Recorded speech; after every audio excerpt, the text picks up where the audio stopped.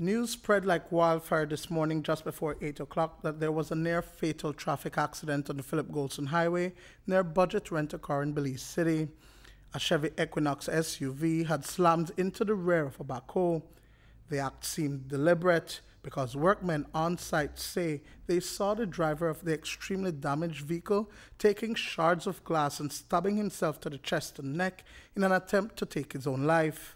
As police department officers as well as EMTs arrived on the scene, the driver was identified as Samuel August Sr., a man who was on the police guard at the K.H.M.H. after he killed his son and the grandmother of his children earlier this week on Fabers Road.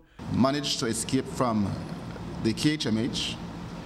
and stole a vehicle from off Gentle Avenue belonging to a female and proceeded up the northern or the Philip Goldson Highway, where he collided into a Backhoe.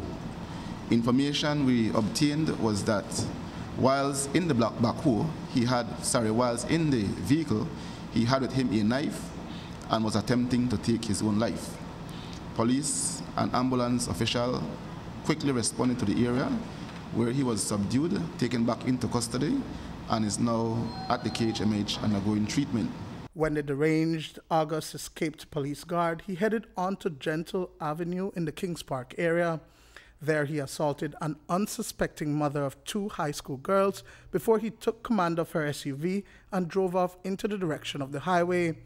The ordeal has left the family of 3 traumatized. I thought he was going to just pass by, and he just came in and grabbed me by the neck and started to try to pull me out of the vehicle, and I jostled with him for a few seconds, and I started to shout for my brother-in-law, and I told my kids to jump out of the vehicle because at that time he was jostling with me still, and he was trying to put the vehicle in ignition and turn it on to move, and by that time my brother-in-law came out and he was moving off. The same time my brother-in-law jumped into the vehicle and he was moving off, and they were jostling in the vehicle as well, and he fell out of the vehicle because he wasn't in totally. That's my brother-in-law actually, and he just sped off. Ross's brother, who was heading into the city from Ladyville, alerted the Rural Eastern Division officers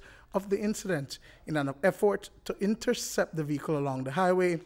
Ross says that she recognized August as the man who drove off with all her personal effects. He saw the person and he was driving behind him, and he said that, they were coming up towards the highway, and then he called me back and said that the vehicle just crashed into a Backhoe. They're a bit shaken up, but thankfully we are okay, and like I said to them before I left them, it could have been worse, and we need to be thankful to God for the fact that he did not just drove off with them in the vehicle. And so, I'm really just thankful that all of us were outside, and he proceeded to do whatever he did on his own. Did you have any awareness of who it was or who it might have been? Well, it wasn't until I came out, my daughter said, "Mommy, that man looks like the young man that was on the news that killed his child." But how was August Sr. able to escape the officer on duty, even as he was reportedly handcuffed to a bed inside the hospital? Deputy Commissioner of Police Chester Williams says that an investigation is being done to determine if there was any wrongdoing or negligence on the part of the officer overseeing August. The circumstances of how the man escaped is one which I don't want to go into details in until the investigation is concluded. But yes, we have obtained information that he did ask to go to the restroom, and the police officer cannot accompany him in the restroom, so the handcuff was removed, and he was allowed to use the bathroom, which is a part of his human rights. Even prisoners must be allowed to use the bathroom. And it was in that process that he managed to make his way out of the hospital. So we need to investigate properly and not just try to judge and crucify the officer without gathering all the necessary facts.